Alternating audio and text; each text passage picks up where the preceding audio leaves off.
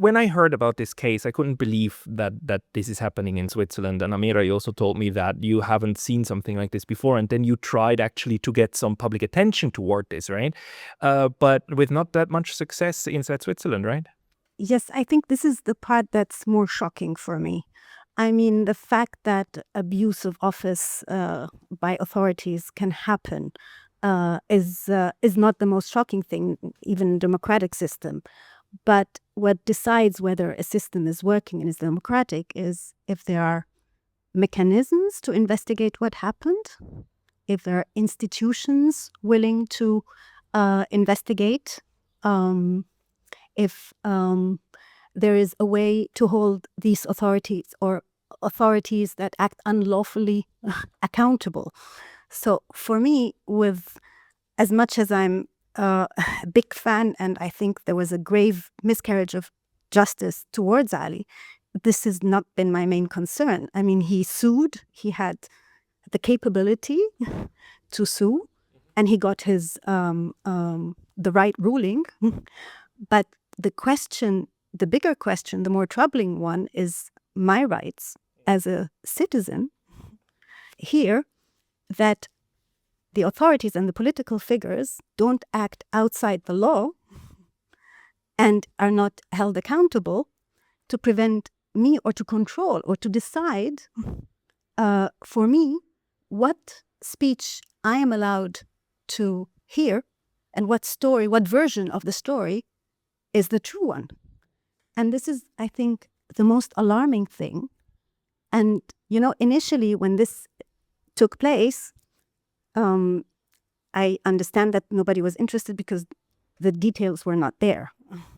But then we read the story and we found out that FedPol actually overturned the judgment or the assessment of their own institutions, the Swiss institutions, to not issue an entry ban. They found that nothing was. I mean, the courts ruled that there was. He has no crime. He did not commit a crime. None of his speech is a threat or violates anything.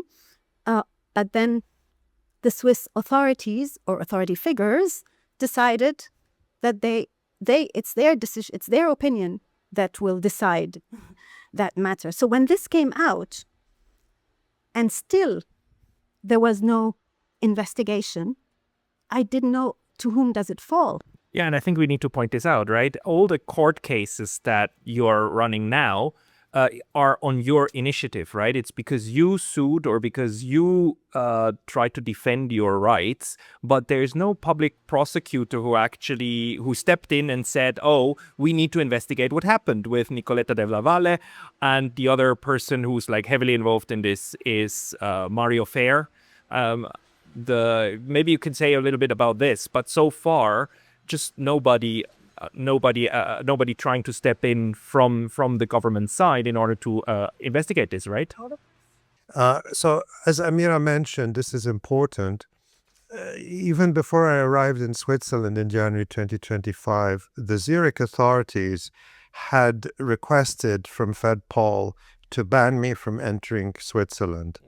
And FedPol did an assessment, and we obtained it in the course of the legal process, that said that I am no threat to the security of Switzerland, that the things I say are protected by free speech, and that an entry ban is unjustified. That was their original assessment. And then it was on the intervention of Nicoletta Della Valle that this was overturned and the illegal decision was taken to retroactively prevent my entry and then to detain me and expel me.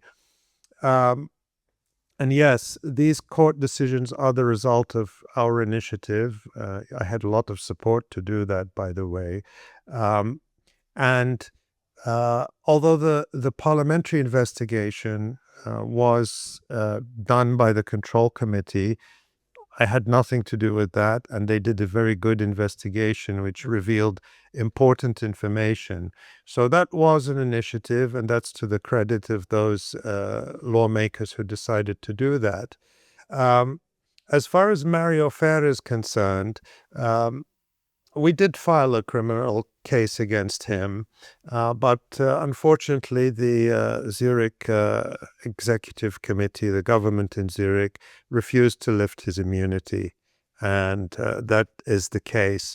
And that means it is difficult for us to hold him accountable. Ultimately, it would be the decision of voters in Zurich to decide his fate.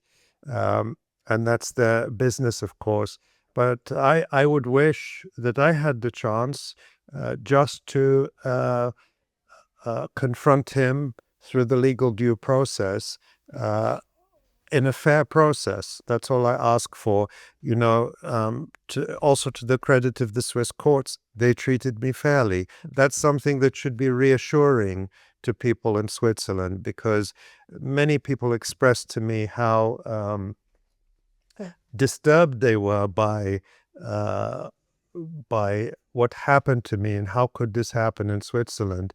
But on the other hand, the courts did make the right decision, but we had to pursue that. So, it was our initiative, and I couldn't have done it by myself as an individual. It was only because I was able to get the support of many people around the world to fund the legal challenges.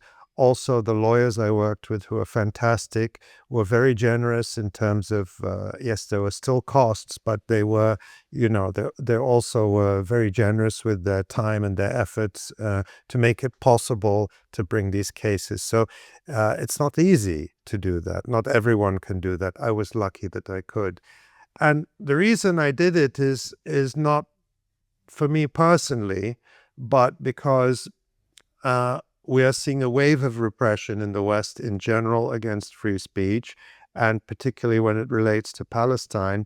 And I felt that it was a responsibility to make that kind of abuse as costly as possible for people in power, with the hope that they will be deterred in the future from violating the rights of other people. To me, that's the real value of pursuing accountability. Yeah, and seriously, like as Swiss citizens, Amira and I have to thank you for this. There is nothing that will compel you to do it, but thank you for actually pushing these charges, because exactly as you said, Amira, this is a question of like whether they can do it to us as well, and anyone.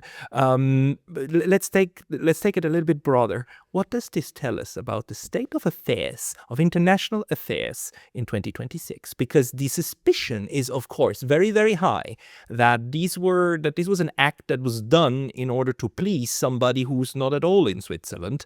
But Amira, if you want to add something before that. I wanted to add this, exactly what he said, because he said the good news is for the Swiss society is that the court and the justice system works. Yeah.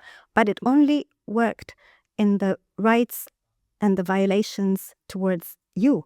But what about the rights of the Swiss citizens to transparency, to record keeping, to accountability, and to due process? That was not educated. This was not the case. That's why I was saying, I'm saying these are two separate things. The fact that the system worked for him, it's first he had access to the system that other people don't, and that we didn't have here, which we don't even know who should be speaking. I mean, from a public interest perspective, who in that system, what mechanism exists to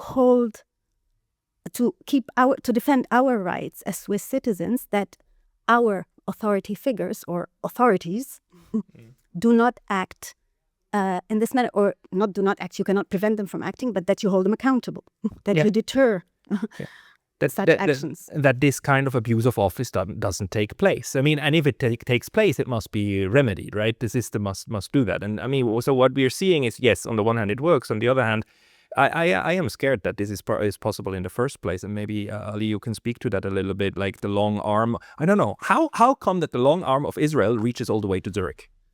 Well, that's an important question, but I'll add one thing to what Amira said, because again, I've now become very educated in the Swiss law and the Swiss constitution.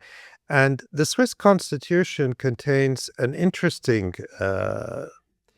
something interesting provision. Yeah. It contains freedom of assembly and freedom of speech and freedom of religion, and that is common to many democratic constitutions. That's not so unusual, although it's very precious, but it also contains the right to receive information.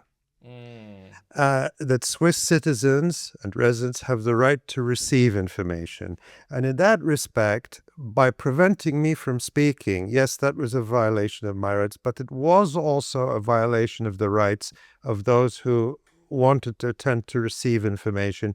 And I understand what Amira is saying is there's been no mechanism for that to be investigated, for that to be vindicated. And that's important for Swiss people to keep pushing. And I will give credit because the people here who I'm in touch with have been pressing for that in Zurich and, through freedom of information requests, through the mechanisms that exist. So I think that is important.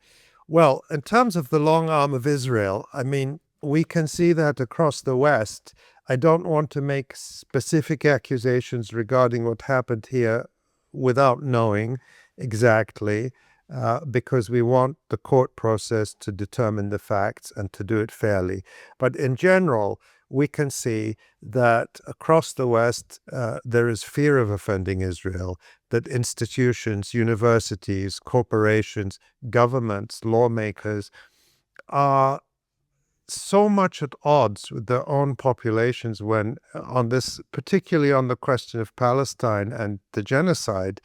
And we saw that in a recent global poll by the Pew Research Center that found that the gap that across Western societies, well, around the world, but talking about Europe and North America for a moment, because that's where the countries which mostly support Israel,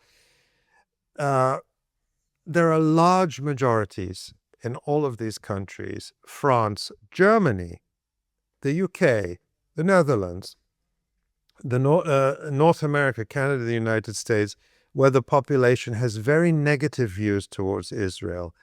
And this is not reflected at all in the elite level, either in the media or in university administrations or in political life. And to me, that is the explanation for why there is so much more open repression now. Because when the gulf between the elites and the population becomes so wide, if the general public supported the Western policy of enabling and arming Israeli genocide, there would be no need for repression. Mm-hmm. It is because of this massive democratic deficit. And I think that the repression is becoming more naked and more obvious because of the complete collapse in support for Israel and those policies. And yes, the long arm of Israel or the long arm of the lobby is there, but I do think that in some ways that arm is becoming withered and weaker.